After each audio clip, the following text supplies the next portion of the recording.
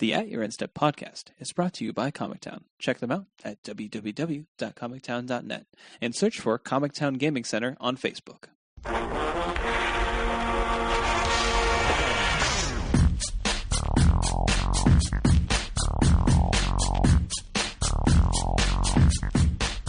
Hello, and welcome to At Your End Step. And my name is Morgan, and I'm here with Dave. Hey, guys. And Mike. Hello. And if you heard that hesitance, I forgot my name for about a second. Who am I again? I'm Mike. That wasn't right, was it? I've decided this. I'm going to change who I am. Now you're Morgan. Can deal with it. Oh, I have to edit that out now. Jeez, Mike, why'd you do that? You want to start again? No. Okay. We're gonna leave that in. You guys come here because it's sometimes funny, so that's fine. Obviously, we had a few things that happened over the weekend, and even including Monday, mainly. We're going to talk about all that stuff about the band restricted list and all that jazz. We'll also talk about pre-release, because that was a lot of fun. And then we have a question of the week, since there wasn't a whole lot of competitive stuff to talk about. So it'll still be a pretty good episode. But let's go ahead and go into the community topics. Mainly, the banned and restricted list announcement. There was a lot of changes, mainly due to a few cards. So the big headline that kind of came out of it is Treasure Cruise, Dig Through Time, and Birthing Pod are now all banned in Modern. And I celebrated as a person who plays Black Green X and can never beat Pod consistently. It's a good day. It's a good day to be alive. Did you and Bob and Liliana had a dance party? Yeah, we did. We broke it down. I don't even know. And then also, Golgari Grave Troll is unbanned. That is a thing. That was unexpected. I did not see that coming. Yeah. It was consistently identified as something that probably didn't need to be on the ban list. Like, as long as Dread Return is banned, then that deck can't really be what it is in Legacy. So, No, yeah, I agree. It's just like, seemed really weird. Like, we talked about Bloodbraid Elf and Ancestral Vision, which I think are also fine. But nobody was really talking about Golgari Grave Troll recently. No, that was not the hype. It's been hyped in the past, but it was definitely not hype. There were articles that said, like, this could be safely unbanned. It's not that big of a deal. So if you want to, like, see a really interesting video series, though, I do suggest is Caleb Durward did an unbanned series. Like, so if these things were unbanned in these formats, would they still be broken? Things like that. Really interesting videos. They just made decks and stuff like that. So check that out. Speaking of a card that he does do a actual video on, World Gorger Dragon is unbanned in Legacy. Treasure Cruise is banned in Legacy. It's too good. Dave, you ruined it for everyone. You didn't even play it in Legacy. I don't think it was me. Yeah, I haven't even played Legacy. But you still ruined it a for year. everyone. And Treasure Cruise is so good, it needs to be restricted in Vintage. Well, you can't play 5 Ancestrals. So. You can, apparently not. I can't. You can't even. Yeah. That's just too good. Yeah, you only 2. Jeez, only 2 Ancestral Visions. You greedy people. But apparently, Gifts Ungiven is fine, so you can just play full 4 of with that. But I heard, like, in the Vintage community, like, that's not that big of a thing. So I don't know. I don't play Vintage. Is Factor Fiction's restricted, right? In Vintage, or it was at one point? yeah, I think so. That's a blue card, Ed. I know. I don't know. I'll have to admit ignorance on that one. The answer to that question is either fact or fiction.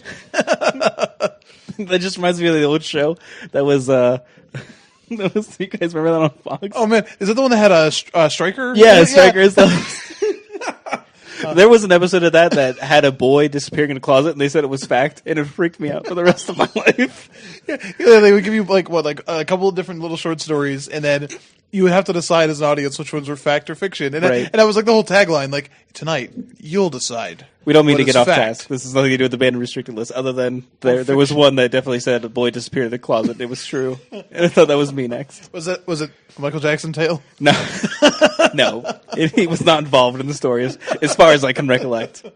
The door closed, and all they heard was hee, and then he was gone. Nah, there was no hee hee to be had. All right. So now that we've gone through what the announcement actually was, what do you guys feel about this? in general. Obviously, we have the most familiarity. I can't say that word apparently today. Familiarity with Modern, so that's probably where our opinions will be focused. But any other opinions will be gladly accepted. Who wants to start? I guess I will. All of these make me pretty happy. I saw some interesting arguments in the week leading back up how maybe you could not ban Treasure Cruise or Dig Through Time, and honestly, it got me thinking about Ancestral Visions as well. And I think this may sound weird, but I think one of the reasons they would do this so quickly, I don't think Dig has shown itself to be that broken yet in Modern, but they already mentioned that they said that once Treasure Cruise is gone, they felt like people would move on to Dig Through Time. Not to mention that more than likely some combo decks gain from Birthing Pod being banned and also Treasure Cruise being banned, and they thought Dig might get a pickup. And it did intrigue me that this is right before the Modern Pro Tour. And they didn't unban Ancestral either, so maybe they were afraid that the Pro Tour would turn into either a bunch of Dig Through Time decks or control decks that were like counterspell, resolve my Ancestral, and they just didn't want that to happen. Yeah, just blue decks in general, I think. Right. I mean, obviously, the format was pretty heavily slanted towards blue decks when those cards were legal, and I agree that I think a lot of the decks would have moved on to Dig Through Time if it was just Cruise that got banned. So right. And as for Birthing Pod, I was very happy about that. I would like to refer everyone to a week ago and prior, but a week ago specifically when I said that they were only giving us the top 32 list for Omaha to show us the data behind Birthing Pod, and then specifically said, statistically, Birthing Pod's been doing this at the GP level. And I was like, I wonder where that math came from. I don't know, felt pretty good about that one. So I do feel bad. There's a lot of local players who are pretty upset. That was their deck of choice in Modern, but... A moment of silence for Riley Curran. All right. He can still cast Elvish Visionary. It's all good. That's fine. He actually should be pretty happy because Treasure Cruise getting banned in Legacy also probably helps him. Means that he'll be more apt to cast some green dudes. This is true. So I was really happy with all of this. I think I argued before that the Green Sun Zenith got banned on the basis that they said it made all the green decks too consistent, too similar. It weeded out other variations of decks. And somehow Birthing Pod, despite that logic, got to exist for another year and a half, essentially. So, what other, we've seen a couple Zoo decks recently, but in all honesty, what other green decks that aren't combo decks, that aren't, either the Ascendancy combo or Scape Shift or even the mono green Nykthos decks? What green decks are you seeing that aren't Birthing Pod lists? They have creatures that are Birthing Pod lists. So hopefully, this will cause some people to rethink green, to play some different creatures. Obviously, Black Green X decks also stand to gain from that as well. But I'm fine with this. This makes sense to me. Yeah, I pretty much agree with everything you said there. And I'm pretty sure I called Birthing Pod getting banned a month ago when we first started talking about that. Yeah? Yeah? All right. Yeah, I'm pretty happy about that. I mean, in all honesty, I didn't play against Pod a whole lot while playing Modern, which for some reason, I don't know why. But either way, I think it's good for the format. It's going to shake things up. The card, like I've been saying, I don't think the card itself is broken or anything like that. But just to shake up the format and see what some other green decks could do is nice. Huey had an interesting article today on Channel Fireball talking about what does this all mean, and he made an interesting point that I actually agree with, that you may see some of these Zoo decks come out, or these other beatdown decks that couldn't survive in a field full of Pod. Couldn't survive in a field. As he put it, the deck that consistently casts 2 to 3 Kitchen Finks into 2 to 3. Yeah, Siege Rhino Voice of Resurgence into Kitchen Finks into Siege Rhino. Okay, into Restoration Angel. Right. Yeah, it's just gross. So yeah, I'm pretty excited to see what happens at the Pro Tour. I think there's a lot of different ways the format could go. So, you mean even with that Golgari Grave Troll? You think that deck sees play in the Pro Tour? We'll get to that. Fair enough. We'll get to that. Yeah. All right. You have any? So there was this picture that was posted that I sent to the guys, and it's a meme of a guy holding up a bunch of junk cards on his face while standing in front of the posting of these cards getting banned. Mainly Birthing Pod getting banned, and that was me. So It was like a fake guy. It was like Yeah. a meme that you've seen around. But I appreciated that the guy just had a shirt that said Jund on it, just in case you couldn't tell. it was so yeah, that was me. No, I think Birthing Pod kind of had it coming. Now the only thing that points at us all is like Modern is the only place that you could play Birthing Pod, really. So that is unfortunate. Like that's just a card that doesn't get played in Legacy. Yes, it does. Well, I mean, like That guy's ale. Yeah, that guy ale is what it gets played there. Sure, They play Thragtusk too. That deck's adorable. Yeah, right. I should say it's not like the powerhouse deck. And that is unfortunate, but you had to I feel like you have to let Modern breathe, and like there's so many interesting strategies that just get weeded out because of oppressive decks like Birthing Pod.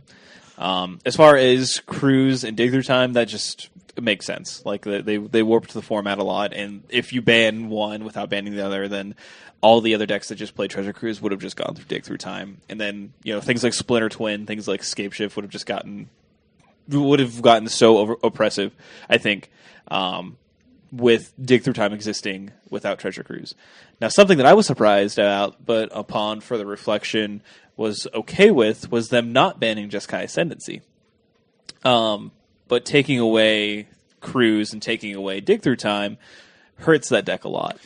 So, Yeah. They're kind of seeing what that strategy does to see if it is still something they want to take a look at, but not having those two cards, I think is just going to keep it from being better than any of the other combo decks that already exist. So Yeah, I think they've shown a commitment to letting you keep the engine cards to see what you can do with them. Like, we'll ban Seething Song and Rite of Flame and etc. But we're not going to ban Pyromancer's Ascension. Like, we'll ban, Birthing Pod being the exception, but Birthing Pod got 2 years, whatever, all the time in the format to play around with. Like, I think they like letting people have the tools to see what the deck can do. And obviously, if the deck shows itself to be too broken, then they'll come in and fix it. But they want people to have the tools. Like, here's a powerful card. See what you can do with it. Once you've done something truly degenerate that is shown to be itself, like disgusting. Like the pod decks don't even have to play combo anymore. They're just so good because the creatures are so good. Then you gotta get rid of it. Ascendancy, I think, still could be broken. Like somebody could find a way to break it, and if they do, then they probably come up with a ban. But there's this really short period in between the Pro Tour and the next set. So if something does happen like at the Pro Tour, you'll get a pretty quick turnaround if it shows itself to be broken. Yeah, the thing with Ascendancy in Modern is like it's one of those cards that like you constantly have to reevaluate it like as new cards come out. So you're like, new set comes out, you're like, what could potentially combo with Ascendancy? And it's one of those things that's like all it takes is one card that is like really awesome with it. You have to examine every cantrip ever printed. You know what I mean? Like, Yeah, so I mean it's one of those things. It's gonna be in the shadows. I feel like looming over the format, just waiting to bust out at some point. Fair enough. We'll see what happens there. yeah, it's kind of weird. I think Jeskai Ascendancy is like how Birthing Pod. You kind of felt like Wizards was being careful with some of the creatures they made, or had limits on it because of Birthing Pod Modern. Like now, Jeskai Ascendancy is it going to be like that way for what cantrips they make? Because they're already pretty wary about making cantrips in the first place. Like Cantrips or just creatures with tap effects. Yeah. So it'll be interesting to see how that card plays out in its life and standard. But it feels like it's going to be one of those cards that are going to be like, you're going to get banned soon. I don't want to buy into you. Fool me once, shame on me, but fool me twice. I already bought this Birthing Pod deck. Guess I should buy this Jeskai Ascendancy. Oh no. So yeah. Anything else? Anyone else wants to add about the bannings? Well, I have some questions for you guys. Yeah, good. That's what I was heavily hinting at. Okay.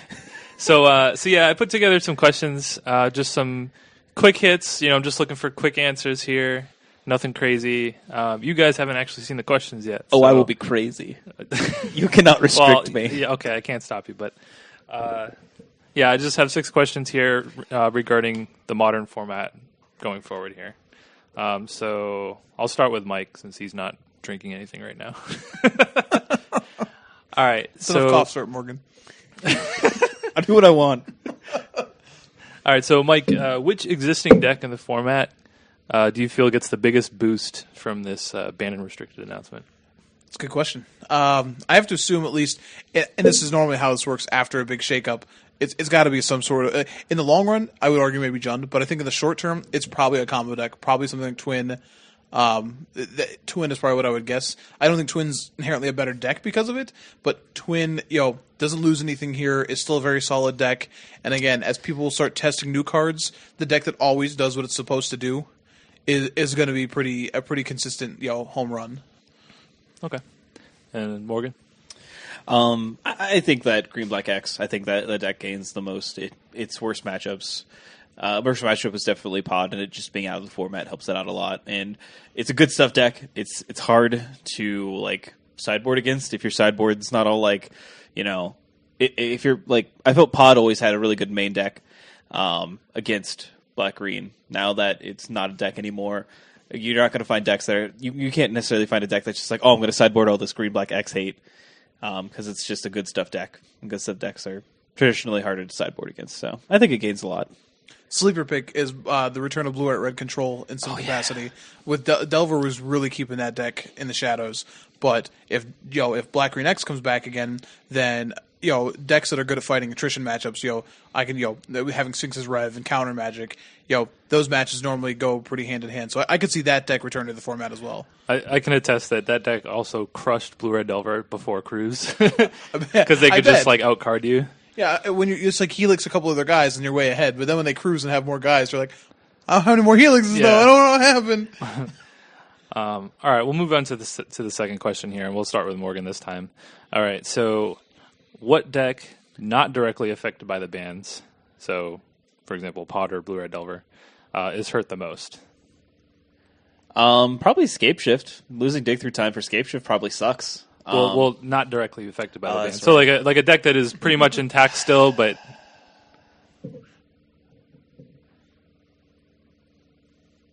I think Mike has an answer. Do you want to think about it? Well, an easy one probably is Red Green Tron.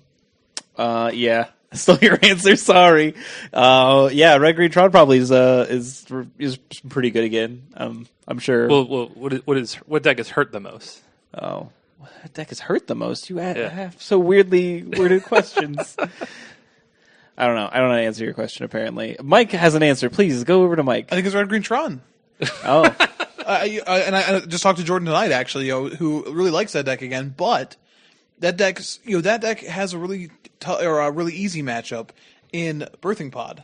It preyed on that deck. It also preys on Black Green X though, but it's weak to Splinter Twin, horrifically weak to Splinter Twin. So if Twin comes back, even if Twin and Black Green X are the best decks, Twin still makes up a huge portion of that. So you find Red Green Tron finds itself in that position where instead of having 2 out of 3 okay matchups, and then it's 50-50 on what its matchup could be, against a field that also has a bunch of random things. I think Red Green Tron, people are going to be trying cards that aren't very good in it. And I include Ugin in that.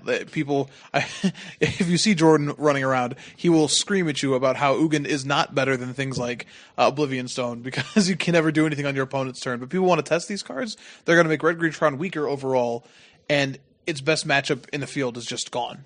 It's just gone. Though that deck was also good against Blue White Red. Red Green Tron? Yeah. Yes and no. I feel like that matchup was always really draw dependent because if you have the counterspell on time, then that deck can just do nothing. And Wormcoil Engine is not impressive against Blue Eye Red. It's Karn or nothing. Okay. Do you have an answer yet? Do you have an answer? Or we can move on. No, I don't. All right. Well, I'm going to start with you again. I can only think of things that only get worse because they don't have cards from the banning. It was a little bit of a tricky question. Sorry about that. Is it possible? I'll ask you, and this is your game here, Dave. So, is it possible? Infect gets a lot worse. I mean, it wasn't great anyway. It wasn't the best deck ever. But if Black Green X is the best deck around, isn't that deck afraid of 1,000,000 abrupt decays and removal spells? If Blue White Red and Black Green X are both in the format, then Infect is really bad, right? I mean. But I think Infect was bad anyway. Though. Yeah, that's what I'm trying to say. I think Infect was okay against Delver, though. Surprisingly enough. You have 1,000,000 forked bolts. It's true, but it's one of the few decks that could present a consistent clock against Delver, whereas it's really hard for a consistent clock to pop up against Blue White Red. You have 12 lightning bolts? Okay, cool. Well, I'm going to try. Yeah, I wouldn't say, I don't think Effect gets better or worse. I kind of just think it stays the course. So a tier 7 deck. I think it's a tier 1.5 a lot of the time. You have to get lucky with it, and you have to like go draw the right cards against the right matchups. Like if you have all of your lands and they have all their abrupt, if you have like all your Blink Moths and they have all their abrupt decays, well, That's you're right. probably going to win that matchup. It was a thought. I'm sorry. No, it's a good thought. That's why I thought about that deck too. But I was like, I don't think it gets better or worse. I just think it is kind of the same. Fair enough. All right. Not good enough to get worse. All right, Morgan. All right. What single card gains the most going forward? What single card gains the most? Okay, I just want to make sure that we're not. I'm in the right proper mindset of getting better. All right, Yes. Perfect. Not sounding stupid. Mike is super excited about this question. What single card gains the most? I just was reading an article about this today too, which is unfortunate. I was going to take the easy route, and I actually know it. I do have a good answer to this. I think Bob gets better. I do think Bob gets better in the format. I know I talked to you about this guy, about Bob, in our show about chat. But I think like he's still a lightning rod, and he still will die plenty of times in the format like he did before. But with Delver, it was just so terrible because he wasn't a source of card advantage. Like you guys, Blue or Delver just had Treasure Cruise, and they would just like outrace you anyway. But I mean, Bob, you pay the iron price for Bob. But he's with less Delver, then he's less likely to die on turn 2 after turn 3 after you play him, I guess. So I think Bob gets a better, even if it is only slightly better. It does get better, and I think he's going to find another home. The tricky thing is like, I guess you still play Bob in your Siege Rhino deck because he kind of took the place of Siege Rhino. So like I don't know what your numbers look like creature wise, but I think that we'll see him again, and he gains a bit of esteem. It should be mentioned that Bob is Dark Confidant. Correct. Morgan, you're normally pretty good about not just using. I know, but I Shortcuts. feel like it's so ubiquitous. It could be someone new. It's Dark Confidant. It's Dark Confidant. I don't disagree with that. I also think probably Burn goes down in the format a little bit, so it makes Confidant better. But I think the card that is the single best like gainer is Thoughtseize. I think Thoughtseize is a card that's all based around making sure you know what you're playing around, taking something key away from your opponent, and then winning that attrition battle. Thoughtseize is terrible when you're taking a card in your opponent top deck's Treasure Cruise because you've lost life, you've not accomplished what Thoughtseize is supposed to accomplish, and I think you saw the numbers of Thoughtseize decks, like even like something as simple as like 8-Rack, which isn't a very good deck, but was a popular deck. I haven't seen that deck in months because how does that deck beat Treasure Cruise? How does it ever beat Treasure LOL. Cruise? So I think Thoughtseize is single mode, especially if combo again is going to swing back into popularity. Thoughtseize is a card that gains a ton. Cool. Good answers. I would have said Liliana, but I think for much of the same reasons. I think It's like- those are the 3 cards I would have said as Bob, Thoughtseize or Yeah. Liliana, because she's also very good in that same way that the Thoughtseize is. If you look at Liliana just against Pod or Blue Red Delver, not very good in either matchup. Anyway, You mean sacking a guy when every single guy replaces itself isn't good? I don't understand. Oh, you mean yeah. playing Making against him a discard? deck that has Restoration Angel? Oh, that makes me sad. All right. Second guy. Okay, cool. Restoration Angel. All right, so on the flip side of that question, what single card that is still legal loses the most? So this is for me, huh? Yeah, we'll start with you. Single card that is still illegal loses the most. It's pretty interesting. Man, now I'm stuck. That's a really good question. Something that was getting a lot of play. I mean, I guess we can go something just out of Delver. Like Gutshot was seeing a ton of play, and it's probably not nearly as good anymore. Or like Forked Bolt, which is like a $5 uncommon right now, is going to have a lot less targets because Forked Bolt was also very good in the pod matchup because it could kill their birds and their hierarchs. And so I think without Delver will still be there, but without a lot of Delver, and a lot of I think like Forked Bolt or Gutshot is probably where I would go with that. Like those cards seem to probably fall out of the format for a while. I agree with that. Morgan? Um, You can say Escape Shift now.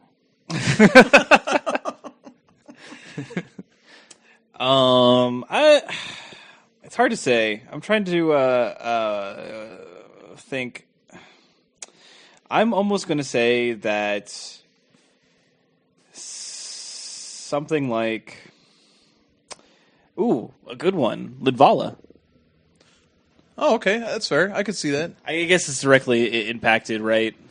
Yeah. It's kind of a cop-out. Well, I mean, it's just any card that's still No, legal. I think yeah. that's fine. I Okay, think that's a yeah, fine answer. Lidvala, yeah, totally. It's a $50 mythic based on a singleton play in one deck. Yeah. I mean, like... If you've been hoarding Linvalas, sell now. Actually, Yeah. sell last week, but Yeah, it's kind of too late now. But yeah, I would say Lidvala, like... her effect is powerful but narrow, and any deck that can't just simply tutor her up, I don't think it's necessarily going to want to play a 2 or 3 of or anything like that. So I think Linvala is like stands to lose. Also, you get this one as a freebie, Noble Hierarch. I think Noble Hierarch loses a lot too. I actually think that might pick up though, because if you see these like 5-color Zoodex pick up, they'll But likely have I don't Noble know if Hierarch. they will. I feel like the 5-color Zoodex were good because they were good against Delver. If they don't have something that's good against Delver, then But now they don't have Pod. I think Hanging around. it's time. I think it's finally time for Noble or not Noble Hierarch for Night of the Reliquary to return. that's true. There's That is exciting. There's no Deathrite Shaman in the format. There's no pod deck keeping it down. I think it's fun. Yeah. I might look. I don't own any of that card, which seems surprising. It's a little cheaper than Tarmogoyf, so I think It you're is okay. very much cheaper. I think I can spare the $40 and buy a playset. All right. So question 5 of 6 here. All right, we'll start with Morgan. This one's a little easier. This is pretty much just a yes or no question. Is a tier 1 dredge style deck now possible with the addition of Golgari Grave Troll? No. Do you want me to justify my answer? If you want. I mean, just in general, I don't think that deck is possible to be tier 1 when you have like access. You technically have some things that are commonly played like Relic of Progenitus and Leyline of the Void, Rest in Peace even. So something that's super graveyard centric, I don't think is necessarily going to be super effective in the modern format because it doesn't have powerful enablers. It doesn't have like things that allow it to go off on turn 1 or anything like that. So without the power that is required for that deck existing in modern, I just don't think like it'll be tier 1. I think people will still play it, and I think having access to a powerful graveyard card is awesome. I just don't think... I think it'll always be almost there, but I don't think that there's just enough in the format for it to exist to be powerful. I mean, ditto. I think if people have been trying to make Vengevine decks good for a long time, and they're just not good. I guess like hypothetically, if they still print Delve again in Dragons, which I don't think they are, but if they do, you could always end up with like some like insane black or green Delve card that says, okay, we should do this. This is possible now. Like maybe Tassagar is good enough to see some modern play, like in a deck like that. Yeah. But I just tier 1. Like if we're just saying tier 1, no. Will there be fringe decks if people are doing it? Sure, but Always. not tier 1. I think it's possible. I know the BBD was kind of messing around with a Jund kind of dredge kind of deck before the bans. And I know that Raphael Levy is a big fan of the like Dredgevine deck, so I wouldn't be surprised to see him play at the Pro Tour. Yeah, I don't know if it'll ever be tier 1 just because there's so much good graveyard hate, but I think it could pop up here and there and surprise people. I think the problem is the good graveyard hate in modern is exceptional graveyard hate. I mean, if we're saying Goyf is going to be a great card again, which it already was a good card, but it's going to be great again. And honestly, things like Snapcaster are going to come back to the format with force. You know what I mean? Because the only reason it left the format is because it was fighting. You were cruising away your instants, but now you're not. You're playing Snapcaster again. So when you get to play cards like I said, Rest in Peace, which is LOL to a lot of the black green decks, and then like you said, Relic, which just cycles. Like I think there's too many cards that are just answer. Like you don't even have to like go into a tournament thinking about that deck, and you will probably still have answers in your sideboard. I just have a hard if a deck's like that is going to be tier 1, people have to prepare for it, and I don't think there's anybody right now who would go, oh, that's unbanned? I guess I should add more. No, I don't care. All right. Last question. And this is more of an opinion. So what... The rest of these are facts, though, right? Oh, great. All right, Mike, we'll start with you. What percentage would you put on a new deck emerging and winning the Pro Tour versus something that's already established? You saying percentage? Yeah. Oh, gosh. 1% chance a new deck wins? You just have you have so many players who are so good with different modern like Sean McLaren, you know what I mean? If Blue White Red's good again, how could you bet against a deck like that? You know, people like Patrick Dickman, if Twin's good again, how do you bet against people like this? Like, that 1%, in my opinion, is probably an Ascendancy deck. But I don't know if you call that a new deck. Is it a new deck if it changes form a little bit? Like, if a new deck, quote unquote, is going to win this, it's going to be like someone like Joshua Layton, who considered to break Jeskai Ascendancy. But beyond that, I think it's going to be something you know. Yeah, it could include like a new version of a deck that we've seen. I think that's probably where it's at. I think we've seen from like Favorite Forge, there's nothing. Yeah, there's some good cards in there, but I think there's nothing in there that just screams break me like there was in Cons. So I think it's an established strategy that wins Pro Tour. Okay, Morgan. Won't be pod though. Yeah, I just don't see this being a very, very high percentage. I will go with like 5%, just to like not have egg on my face. If something does happen. You can rub it in like when a new deck wins. Yeah, like, well, yeah, I had exactly. 5%, so I mean, so I'm not saying like. It feels so hard with the card pool to be like, oh, I broke Modern, even though we might know some people that might have broken Modern. Here, we might have the scoop on it in another couple weeks, months, years. Who knows? But regardless of that, I don't know if anyone is really trying to break Modern for the Pro Tour necessarily. Yeah. That would be my question. Like, who is actively trying to do this? If someone is actively trying to do it, it would be the people that Mike listed. You know, I think more people are going to be like, well, what gets better? Oh, let's play consistently good decks. When you take a look at something like, you know, Brad Nelson, you know, Todd Anderson. I don't even know if they're queued for the Pro Tour, but like, I feel like if they know that Splinter Twin's good, they're going to play Splinter Twin. If something like if Willie Idol knows that Green Black X is good, they're going to play that. So I feel like with Modern, you have these go-to decks that people know are good. And I feel like even people who are on Delver or on Pod will find homes in other decks and be able to you know, really enhance the strategies. If it is something new, I would say that Zoo might actually have a chance to have a good showing at the Pro Tour, and that would be the closest thing that I think that we would get. Craig Wesco, get in there. Yeah. So I know that Dave pointed out before the cast or during the cast. Time is not my friend today, but I think Zoo might be that new quote unquote new deck that kind of shows up. But it's the new old best deck, right? Exactly. Old and busted. New hotness. Yeah, I think this question probably would have been better if it was a standard Pro Tour because standard gets shaken up a lot more with the new sets. But yeah, I tend to agree that it will probably be an established deck that wins. But I could definitely see a scenario where like a team like the Pantheon maybe figures out some crazy deck and they all play it and do really well with it. Suddenly, what's that? What's the elemental deck that that deck's still not good. Jared Thompson made? If that deck had any chance of being good, it was probably with Treasure Cruise. Let's be honest. Probably. Yeah, no joke. Is that all your questions? That is it. Perfect. I'm glad we answered all those questions for you. Oh, pro tip. We talked about cards that stand to lose. Chalice of the Void. 18 subs. If you have those, get rid of them. It's already too late, probably. But error. Jeez, that card had a meteoric rise and fall. But moving on. The highest of highs, the lowest of lows. I believe that Mike, you have some grievances to air.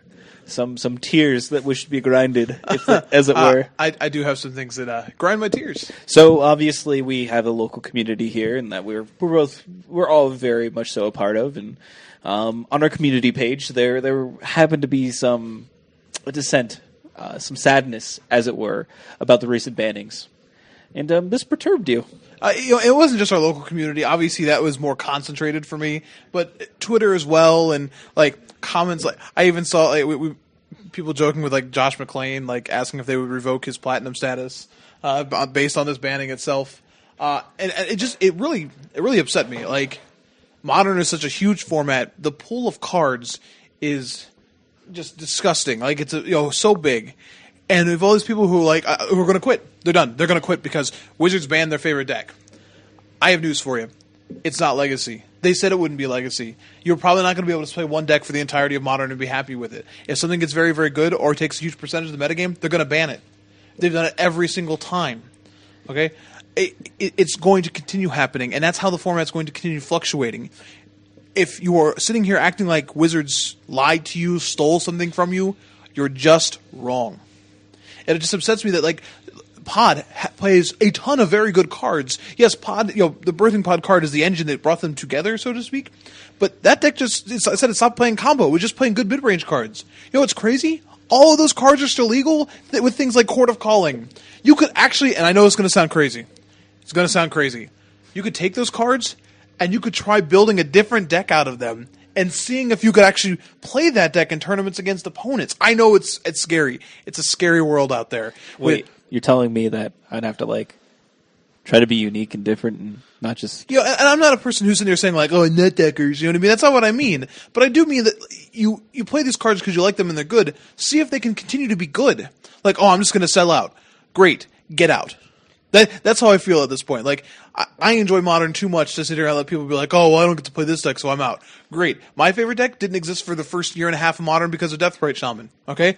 I'm glad it's here. And someday they might unban Deathbright Shaman, and I'll be a sad person, and I will move on to a different deck. I will not, light things on fire, okay? Though we had a person in our community who did light a Treasure Cruise on fire, and that was hilarious. I enjoyed watching that video very much. But it really upsets me that people are, you have these cards, they still have high value, you can trade into whatever you want to, you could look to build some different decks, you could test out some new cards.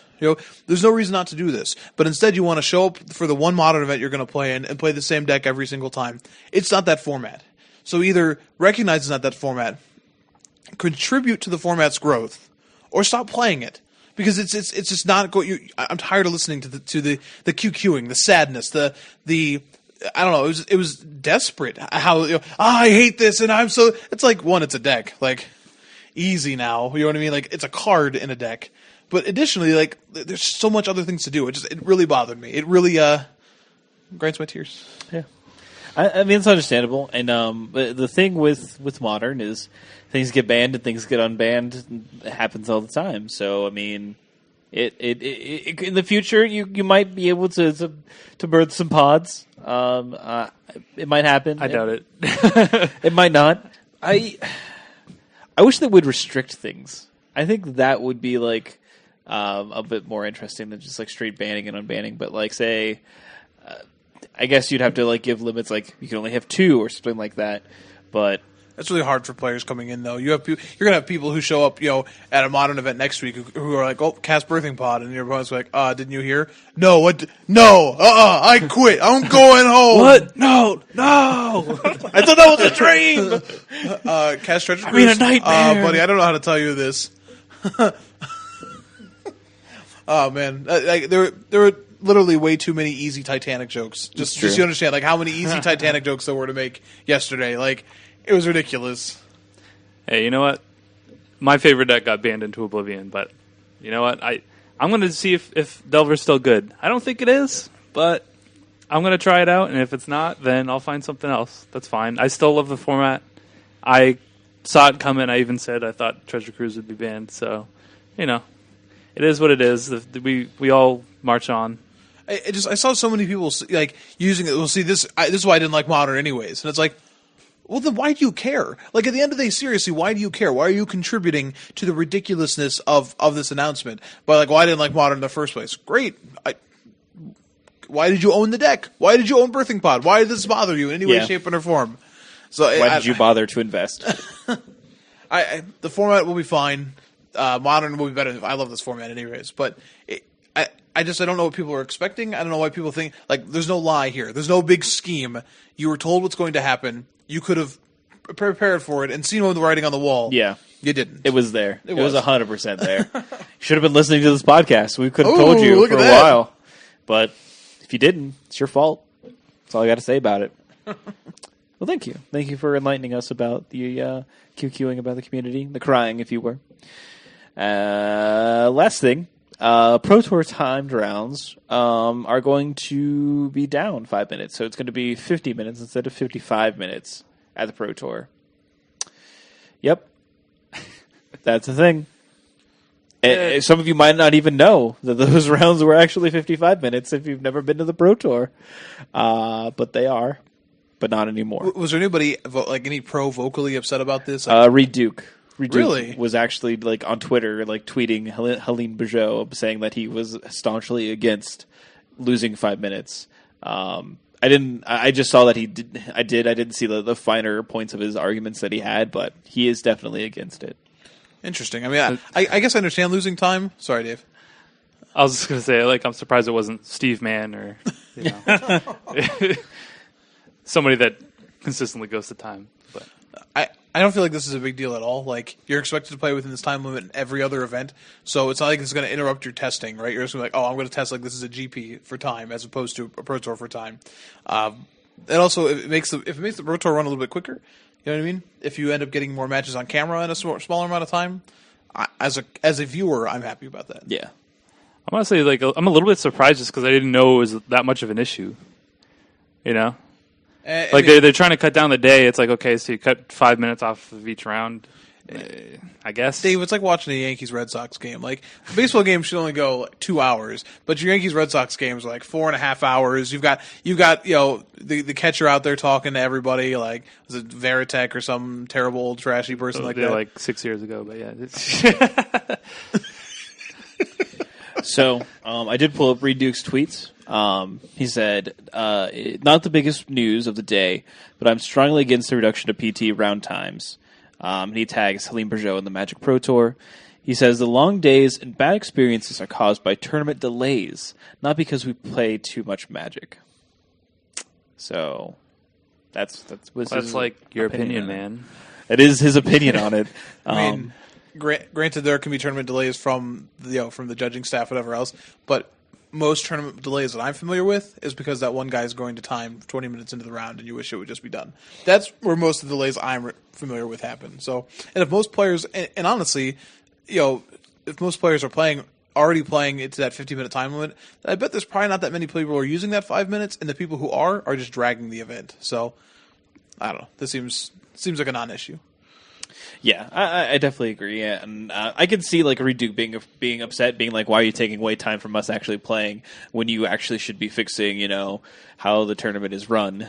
I can understand it being kind of upset with that. But Helene did get back to him and said, "We know that there are multiple factors, and we appreciate basically like, yeah, we appreciate your feedback. This is still a thing that's happening, so get over it." But the other side of the coin is like all your other games of Magic go to 50 minutes in competitive play. So why should you have this exception even though it is the Pro Tour? So, but yeah, that was the other thing in the community. So let's go on and talk about the pre-release. So Mike and I did a few pre-releases over the weekend. It was pretty interesting. We both obviously went to Comic Town to go ahead and attend them, and I did the midnight one, and then a early morning Sunday one, and you did Saturday and Sunday. I did Saturday 2 at a Giant, and I did 2 regular events on Sunday. Yeah, because he was winning, so he could just keep free rolling them. Not to brag here, but I went 15-1-1 on the weekend in matches played, and took first, and third in events overall. So. You're definitely giving out store credit to first place instead of the box because Wizards did not really allocate a lot of prize for it, which is unfortunate. But it worked out pretty well because then I just got to free roll the next 2 events. that is pretty awesome, and still have a bit of credit left over, I imagine. So, honestly, pre-releases at Comic Town are always awesome. Yeah, 100%. I am absolutely having a good time spending my weekend there, especially when you have a good judging staff. And shout out to Jordan. Yeah, he's a level 1 judge now. He is a level 1 judge and judged his first event, and was only ridiculous a few times, which is good. Yeah, he did interpretive dance for our stages of pre-release on Sunday morning. That was weird. Hilarious, but weird. Weird or awesome? No, it's weird. He was on his back on the ground, kicking his legs into the air, making his own birthing pod, so to speak. For Ugin. Roughly. It's kind of the same thing. A little baby Ugin. It was entertaining. So, speaking upon that, there was sort of a Hell Vault event event as and it involved healing Ugin, which basically you had to like you do achievements basically. Awakening the shard, and then building the cocoon, and the Hedron. and then releasing Ugin upon the world. Well, basically, But that's so. how you got your little packs of promo cards. Yes. That were alternate art cards. So you had alternate art Fate Reforged cards, and then you had alternate art Khans of Tarkir cards, which was, the plane reimagined with dragons still Correct. alive. So the art was insane on a lot of these cards. Yeah, basically this was a what if, or a look into the future of Dragons of Tarkir. Right. Like, this is what happens when Ugin lives. And I really thought it was interesting. It gave you, like, if you were not a big fan of the lore, I would, if there was a block to start checking out some of the story for this, I actually feel like this has been pretty interesting. Yeah, I totally agree with that. Like, I usually don't really care for the lore, but I'm like, oh man, time travel story, I'm all in. Like the last week's article that concerning flavor was definitely just like Uncharted Realms. Thank you. It was definitely like Sarkhan like appearing back in time and on Tarkir and meeting Yasova Dragonclaw, the Khan of the Temur back then, and like Yasova is being was told of a future where there's no dragons if she helps find Ugin, and Sarkhan's like, oh, who's giving you these visions? And he's like, oh, it was this great big dragon, and he was like, oh, it's Nicol Bolas, and he just like Sarkhan literally just like turns into a dragon right in front of her and flies away. Like, oh no, gotta find Nicol Bolas. Like, and it's so cool. Like, you're just like, oh man. And it's mentioned how these are pre-mending walkers and how this is going to change the whole. I don't know. Like, time travel alone, like Dave said, like time travel is cool. And then seeing this reimagined, seeing how the 3-color Khan wedges are looking more and more like they're going to be like 2-color dragon like guilds, so to speak. Sure. Broods, I think is the Broods, title. right? Seeing things like if you look on, it was the Anak. Is it Anak Bonkin? Tracker. That's it. Okay. Which is the 3/3 first strike morph creature. That's like the Hound Scout or whatever. The flavor text on the alternate one is definitely like they're not good enough to sit with us. And the person saying it is Sirach Dragonclaw, but his name is not Dragonclaw. It's like Sirach the Great Hunter or something like that. So it's like, 1, he's not a Khan anymore. 2, Temur is like super racist and doesn't let anybody. Thank you. Mike's like, hey, check out the flavor text on this card. I was like, Sirach's a racist. But it's just like right That's there, like racist. it's showing you a picture of what happens to the Temur. You're like, no more Dragonclaw because you're not going to call yourself the Dragonclaw if you're serving dragons as opposed to being for a line of people who killed dragons. You know what I mean? So I don't know. It's really interesting to see how this shifts, and I'm really interested to see like what happens to Bolas because like Nicol Bolas is a really cool villain. Like one of the few I think real like the Phyrexians are villains, but they're mostly nameless. Like Phyrexians are gross. You know what I mean? Like, oh, they're gonna take. But Bolas is a real like calculating, awesome villain, and to see like you might have Ugin and Bolas like back against each other for future blocks. Like I don't know. Like I really am enjoying the lore here. These cards, a lot of people just looked at them like, oh, what are these? These are alternate art, but it's like, look at them. Like, look at the art. Yeah. Look at the debilitating injury where it looks like there's a half dragon, half man thing on it. Yeah, you tell me what that creature is, because it don't exist in Khans of Tarkir. I didn't see no dragon people. So, like, it's just like, oh man, like, you know, was it Alter, not Alter the Brood, that's one of them, but what's the one that they tap and a creature can't, Briber's Purse. Briber's Purse. Like, look at the alternate art of that. It's just a giant dragon's claw just overflowing with rubies. Where it's just like, and it's like the bigger the hand, the more you pay. So it's like, it used to be a human hand with a little bag of gems, and now it's just like treasure overflowing with this dragon's claw. And you're just like, this is insane. Like, yeah, it was really interesting. Also, if you open an alternate Ugin, you just like open a nice crisp $100 bill, Yeah. if not more. Were those foil or were they just They are They not foil. They are regular. which we were discussing this, from what I understand, it's only the second ever non-foil promo Planeswalker. The other one being Book Chase is what I was told. Yeah, sounds about I right. cannot think of another alternate art promo Planeswalker that is not foil. Yeah, So it's a rarity in and of itself, and yeah, they're going for a pretty hefty sum right now. So if you opened one, you're lucky. And my wife and I definitely opened 6 of those packs and got none of those. Yeah. Did you get any rares? We did. We got Alter the Brood, which is kind of cool. Okay, but that's it. Not good, but yeah. Yeah. No. Did you get any Sultai emissaries? No. Yeah. Those are. I got sweet. the sweet Arc Lightning though. That one's insane. That one is pretty cool. Because definitely just I like a agree. dragon in the background. Instead of the lightning, just it's still going through 3 people, but it's definitely coming out of a dragon's mouth, which is like, I'm gonna kill you 3. Do. But no, dragons is so interesting because like we're gonna start getting spoilers on it like really soon. Like really soon. Yeah, that's the crazy thing. Like, oh man, pre-release, and in 2 months, pre-release. Yeah, it's like the best and the worst because we're like, oh man, Fate Reforged is really slow. I forgot about it completely. Jordan would be having so much fun. Oh yeah, he'd be having a regular blasty blast. You're like, guys, I haven't even played with these other cards yet, and then we have new cards coming out. I don't even know what to do. I'm really interested to see like what happens because also before Sarkin even went back in time or during like the first time he goes back in time, like Narset is killed and like by Zergo. So are we like doing a little back in time like rewrite situation where Narset lives, or are we going to get like new cons now that like we have drag? It's crazy. There's also a cool thing like they went into a little bit about Sarkin's name. Like so, they're cons of guilds, and Sarkin is actually like he was given that name as sort of like a joke, right? But when he talks to Yosova's like, wait, you're like Sarkin is like the king of cons, and he's like, oh, that's not me. But like this is this foreshadowing. Like so, if like Sarkin like helps Ugin, is it like set up in the future? So when like Sarkin goes back, it's all everyone's like, oh god, bow down before Sarkin Vol, and he's like, whoa, what? Like I like this, yeah. and then like he goes out there, and it's a total like fantasy, just like go like Back to the Future. So like Zergo Helm Smasher is definitely just like Biff, like I fixed your car for you, Mr. Vol. That's amazing. I want that to happen. I smell an alter idea. That was a long way to So go for does that it become, reference. like- I feel really good about it. Is Though. he like Zergo Wrench Turner? Zergo Helmbauer. Zergo Toilet Scrubber? So, but I don't know. I thought the lore was cool. The pre-release itself was fun. I'm getting a little tired of the seeded packs, but they did a little differently this time because we got 4 packs of Fate Reforged, only 1 pack of cons. So, honestly, you're pretty much playing almost exclusively of Fate Reforged, which made it a little weird because you had some decks that had like 1 million copies of a card because you had a seeded pack in four packs, which made some of the commons that are very, very good. You're not going to see that many of them in draft. Yeah, or even like the uncommons, like the 2 forms, like Cloud Form and Light Form. Man, those cards are a beating. Definitely got To Live the Dream on Sunday.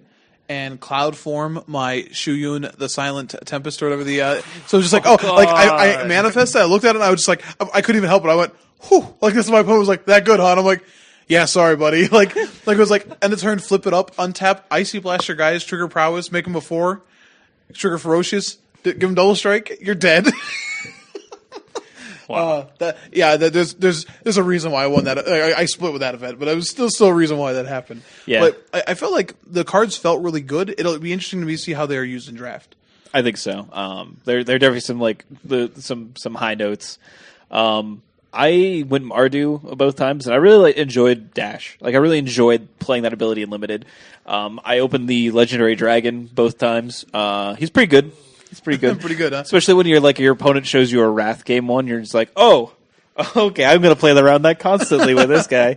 Also, the 3/2 guy that makes a 2/1 is pretty sweet. It's pretty awesome with the Orc Sure Shot guy. Oh man! Oh, wait, so you can dash and trigger and give a creature -1/-1 and then get in. That's pretty cute. It's awesome. Orc Sure Shot is pretty sweet. I think I would first pick it every time in Fate Reforged and just draft around it. Definitely obscene with the 2/1 white creature that gets to put a spirit token into play. Yeah, that guy was awesome Like too. I saw that engine a number of times, which is like, oh, 4/2, and you're like, cool, and they're like, play this guy, give that guy -2, and I was just like, whew. Like, that's so good. Yeah.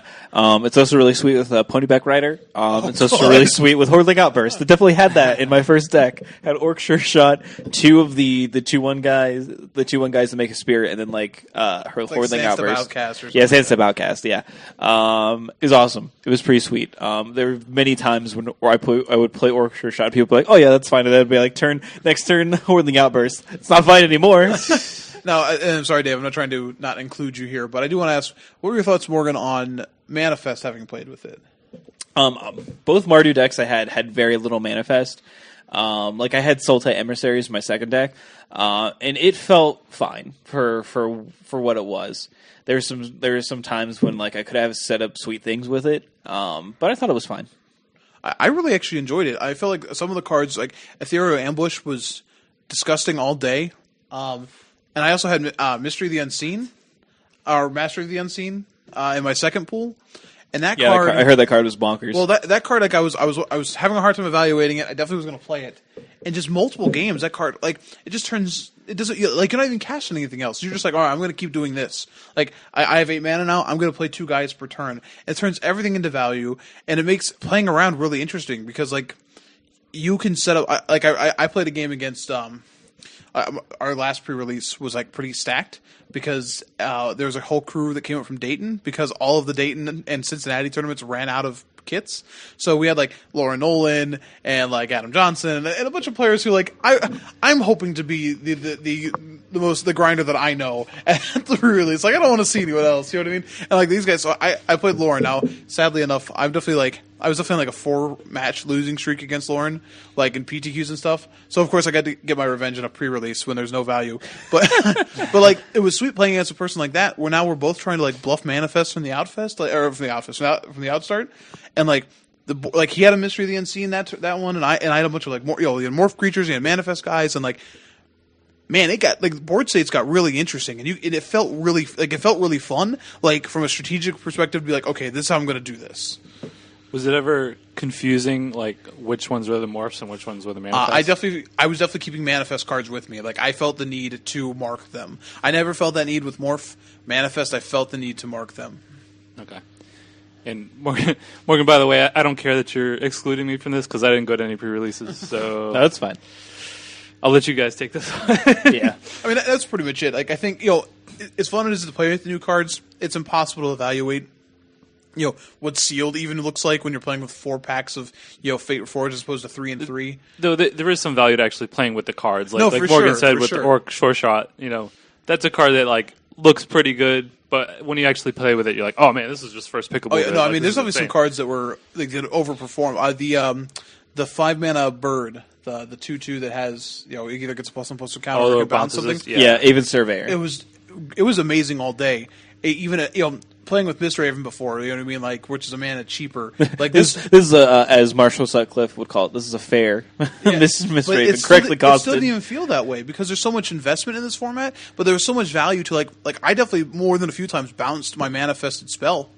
And Oh, yeah. and I got to manifest because my opponent, reality shifted or did something else that caused me to manifest. You know what I mean? So like I get to play with all that information, and there's plenty of ways to bounce that back to your hand and just do like it feels like there's a lot of really fun like small interactions here, but like I feel like building a sealed pool like out of actual 3 and 3 packs is going to be extremely difficult, but a lot of fun, and if you're really good at it, really rewarding. Unfortunately, there's no one who's going to be doing that anymore because there's no PTQs that are sealed, so I don't know what I'm talking about. There's still theory. GPs. There's still GPs, right? Yeah, GB Cleveland. Is that though? Is that before Dragons? I believe it is. Okay, so that'll be sweet.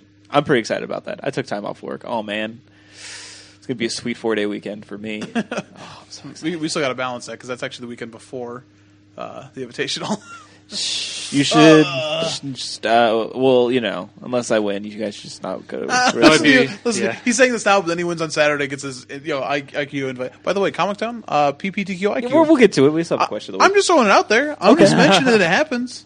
It does. Yes.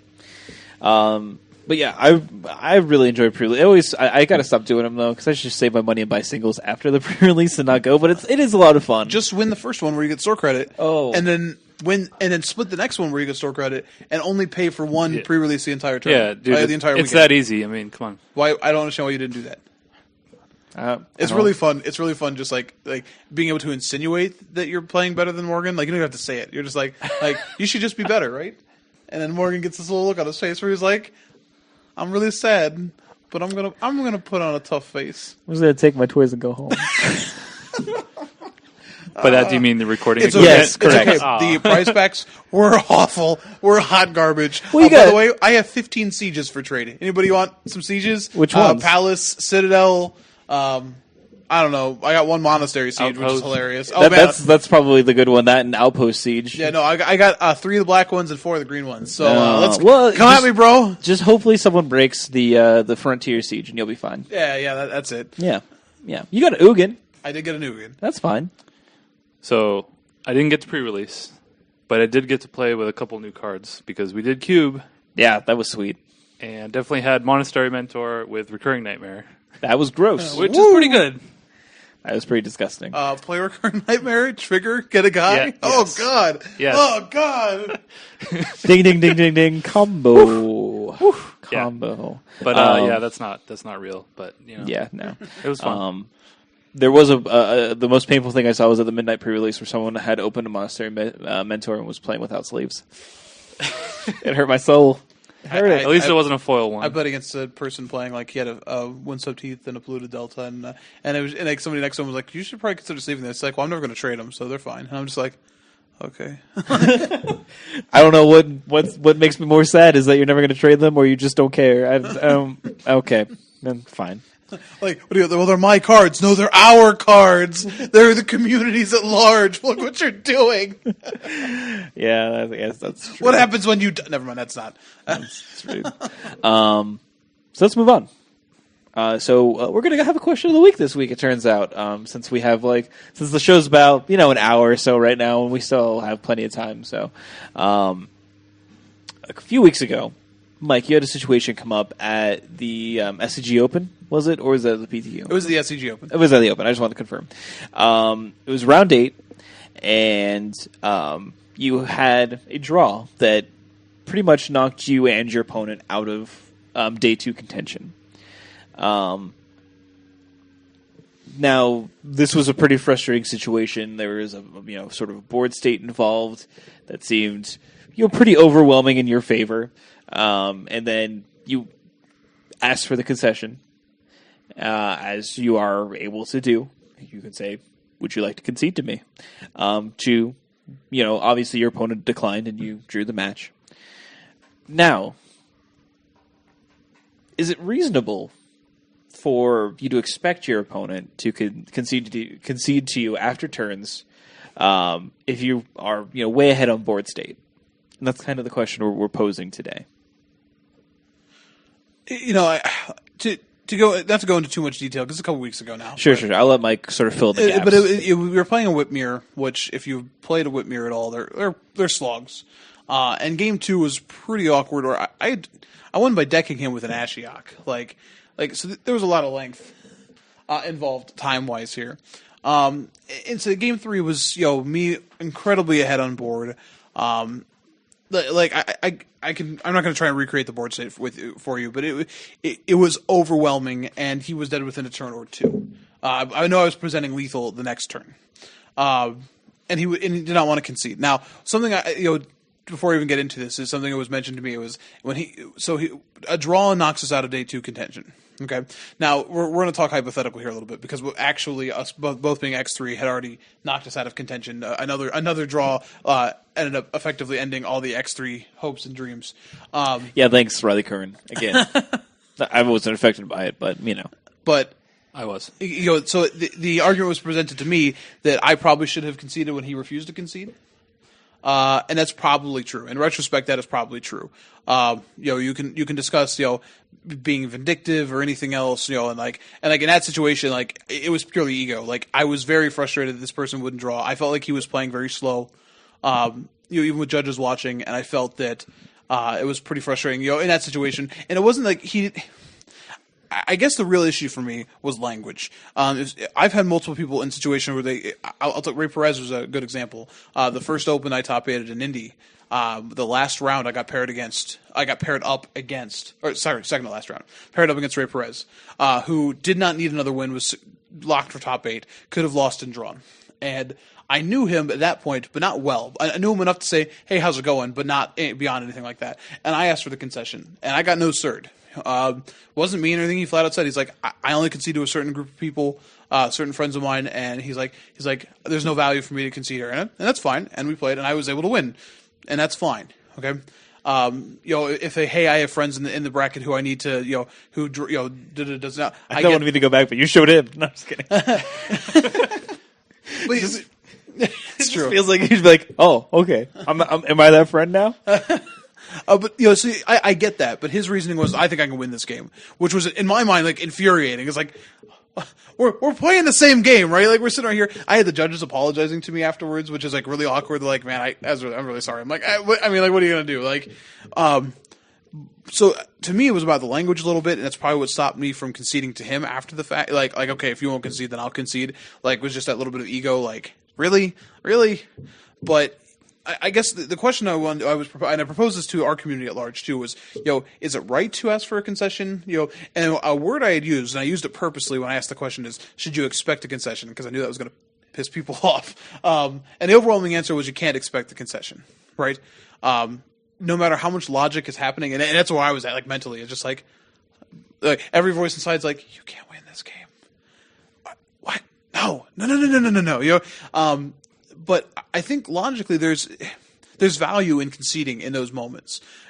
Especially when you know enough people who are grinders, you see at tournaments over and over again. Even if you can't remember people's names, you see their faces over and over again. You concede to a person, you have that reputation of, like, you'll help this person, they'll help you, sort of thing. I think there's karmic value in that, both literally and metaphorically, whatever you want to say. In that you might get a concession later. I think it doesn't help anybody by being sort of belligerent about it. But also, like, I'm going to turn it to you guys to discuss this, because in this situation, I have very biased feelings. So what do you think, Dave? I think when you're playing in a competitive tournament and, everybody knows what's on the line, whether it be money or a Pro Tour invite or whatever. I think, like, if you're in that competitive environment, I think it's reasonable to expect that your opponent would concede in that situation. Now, obviously, they don't have to, and they don't owe you anything. They don't owe it to anybody to concede to you if they don't want to. But and you kind of touched on this. Like, I think it's reasonable to request a concession. Like, would you like to concede? And then if they say no, then I think it's reasonable for you to just concede, because it's better for somebody to go on. It doesn't make any sense to knock both people out. And I know that some people might say, oh, well, that's kind of messing with the tournament, or, it's affecting the outcome of the tournament overall. But, I mean, it's within the rules. There's nothing shady about that. Some people might think that it is, but I don't know. I've never been in that situation where I've been no-sirred and then I have conceded to somebody else. But, like you said, karmic, value, I don't know. It's kind of a weird situation, I guess. I mean, like, it takes a lot to. It would take a lot for most people just to, like, get no-sirred on a concession and then concede right back. Yeah, because, like you have that immediate, like, oh no, but especially if you're in Mike's situation where you are ahead on the board and you feel like there's, like, a 1% chance your opponent comes back. Like, there's just, what's happening. You see your end state. You see, like, you winning the game in your head, but your opponent doesn't necessarily see that. Your opponent still thinks that they have outs, and they may. You don't know exact composition of their deck or anything. Like, well, I guess you did kind of. I actually saw every single card. You did actually know the exact composition of his deck, but.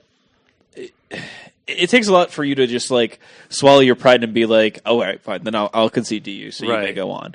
And that is a hard thing, I think, for anyone in a competitive realm. Anyone doing anything competitive, just to be like, you know what, I'm going to step away from this, and if and not being like. Being like, oh, I'm going to be the bigger man or something like that, or just being like, making it a logical decision to be like, okay, then I'm going to concede so that at least one of us will be able to potentially stay alive for this tournament.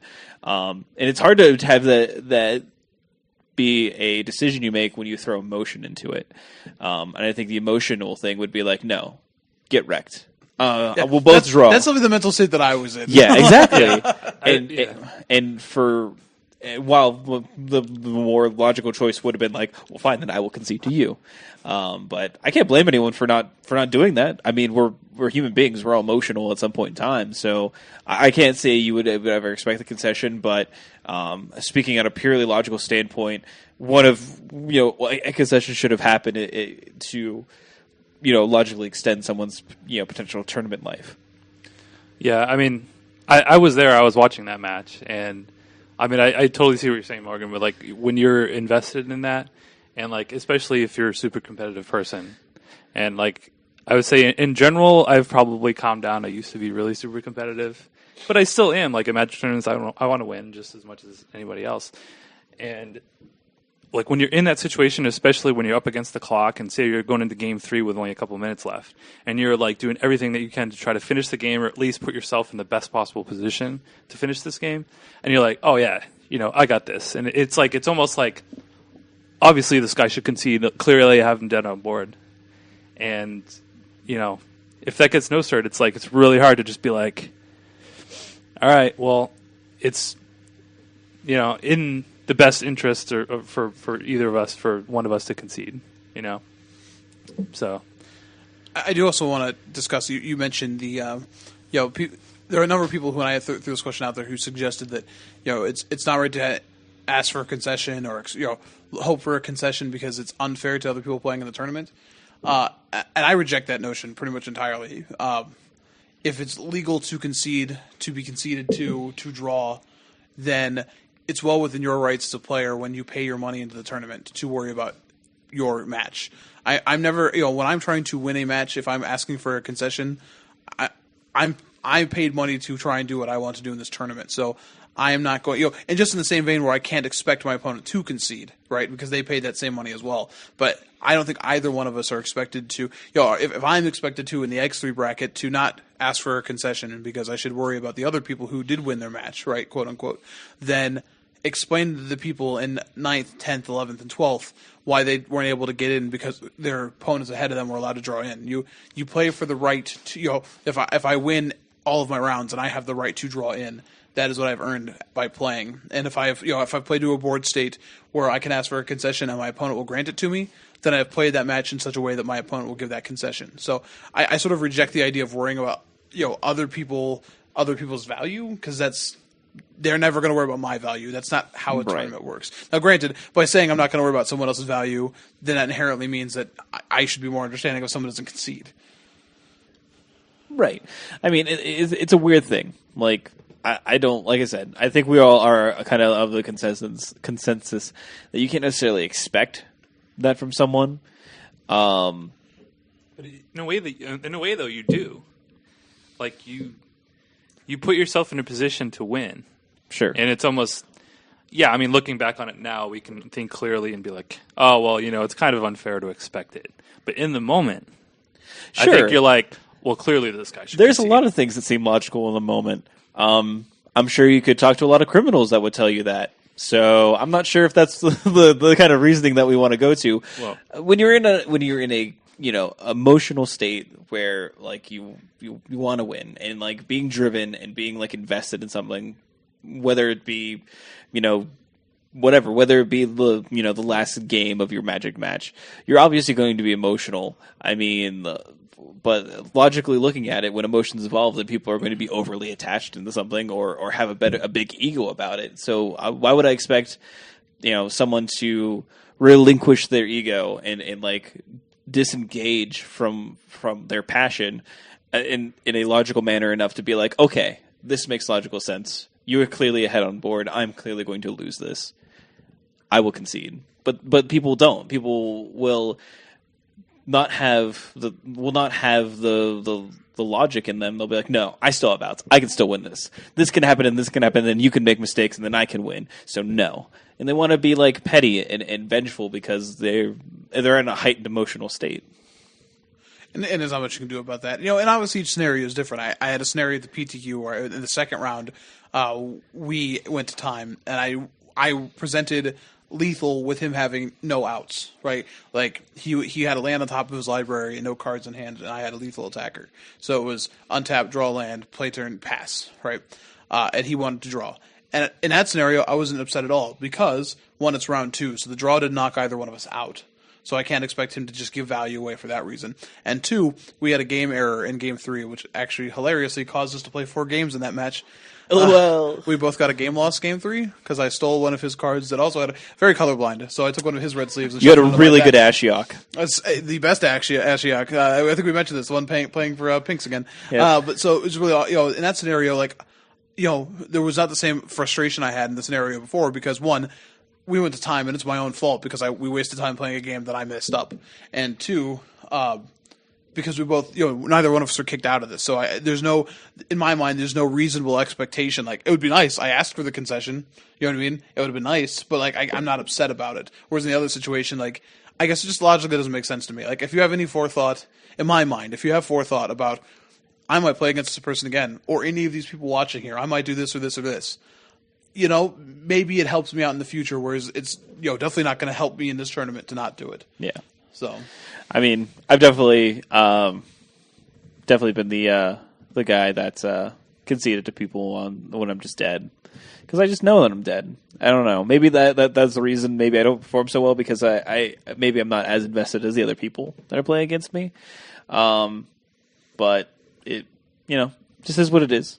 I know when I'm dead. It's frequent.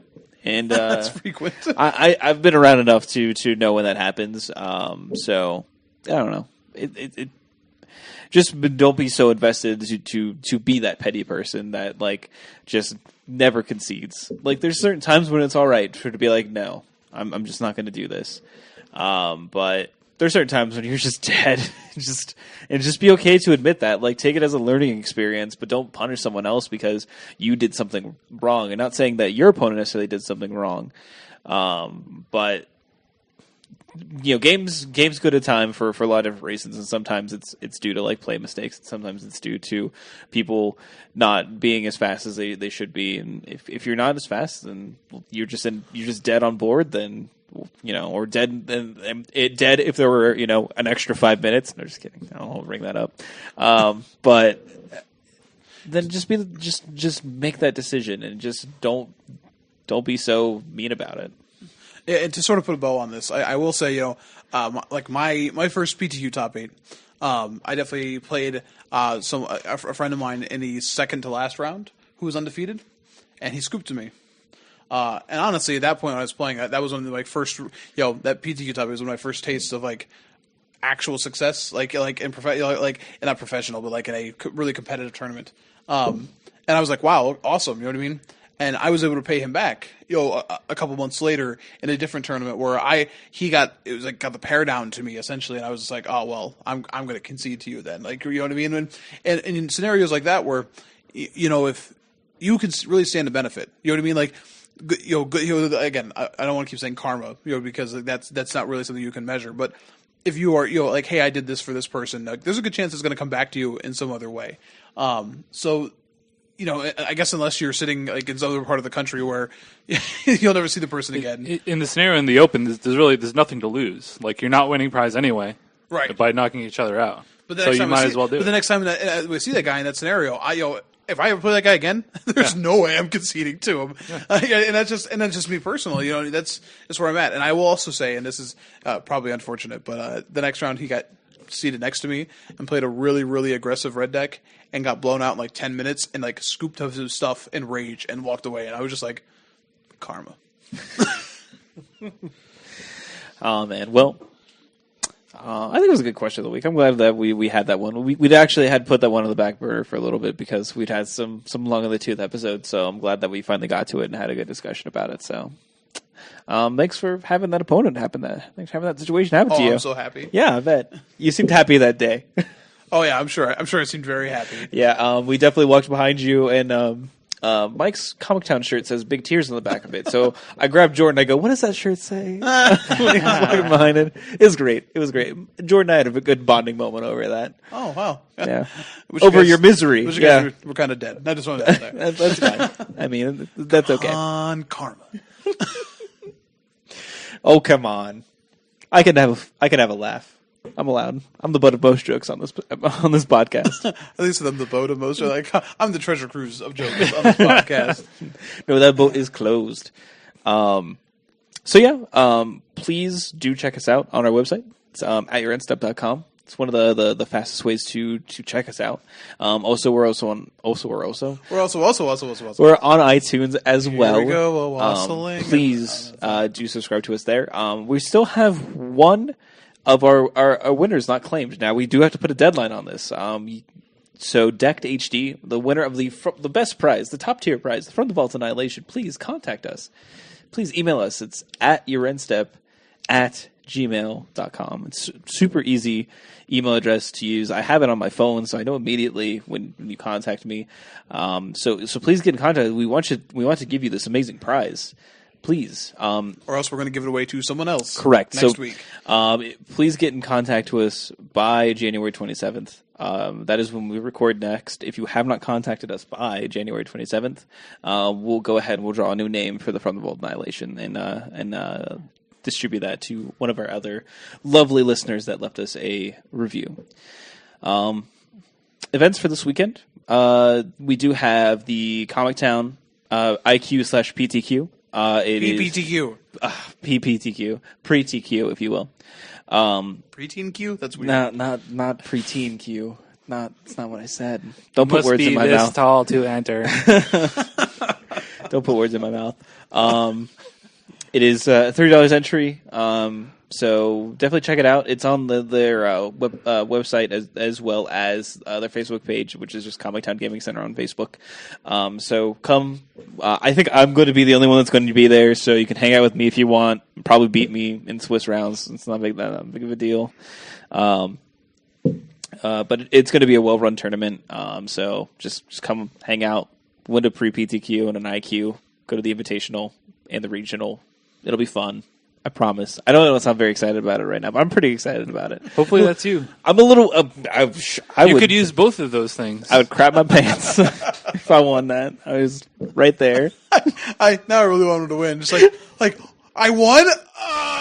Sorry, there was a little bit of a delay, a pause in our recording. The grunting sound from Morgan and his excitement of winning broke the. Correct. And his